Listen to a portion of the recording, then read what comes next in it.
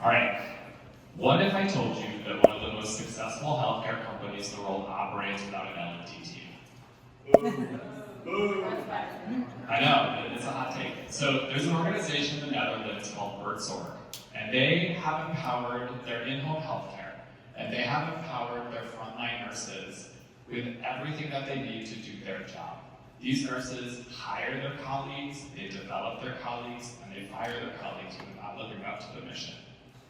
They've achieved really, really good healthcare for far less money than their competitors. And they have a central admin team of only 50 people for over 10,000 frontline workers. Bonkers. This team is really specialized. They do a lot of leases, car rentals, financial statements, but not generally what we think of as HR. Brief intro, my name is Steve. Been in the learning industry for about 10 years. Son of two classroom educators. My dad was a bio professor, my mom was a preschool teacher. I've been a customer success manager for a lot of learning topics over the years. I'm a student, most recently, of how organizations operate. All right, when I learned about this difference, it kind of blew my mind. So there's two different kinds of challenges out there. We've got complicated challenges and complex challenges. Complicated challenges are hard, but ultimately understandable with the right resources, skills, and knowledge. Think about getting someone in space, building an airplane, etc. We've also got complex problems. These are situational, much harder to predict. This is like pandemic, viral evolution. You can't control that. You can control your behavior and how you react, but good luck. And so we can't control, fix, or ultimately solve these phenomena. Only respond to them. Who wants to guess the kind of challenges Zorg solves? Are they building something, or are they responding to organic phenomena? It's the latter, right? You can't control that.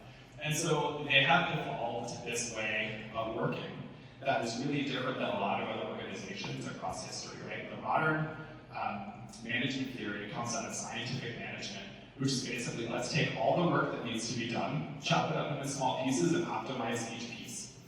It doesn't work for healthcare. And so, as our organizations and the problems that we have tried to solve are evolving, so do how we need to collaborate with each other. And so we're going to spend some time today talking about teal organizations on the far side. And the way that I think about a teal organization is that this is an organization as a living thing, not a machine that is going to go off and try and tackle the building of something.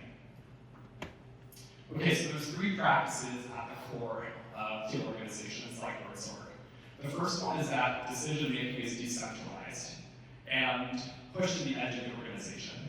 So if you've heard of holacracy or sociocracy or DAOs, these are organizations that have self-management practices. We've also got wholeness, where employees are tackling meaningful work, and evolutionary purpose, where business is bringing to bear what the world needs. So you saw other examples of Patagonia up there as well. As you might imagine, in a self-managing organization, management looks a little bit different. Leaders in these organizations are really focused on trying to empower and help support all of the different components of the organization. And this is, a good example of how Zorg, they don't have a central learning team because they push that out to the edge, and their leaders are supporting everyone through that. This trade-off, this tension of having a centralized organization or a centralized function for HR or for TA, this is something that really has an impact on the frontline employee. We made a decision to say, okay, we're not going to let employees do that in a lot of these organizations. We're going to centralize it, and we're going to save some money because it's going to be cheaper. But what do employees not have time for when we centralize something? And so if we can think a little bit differently about that, I think there's some opportunities there. So what does this actually look like to put into practice?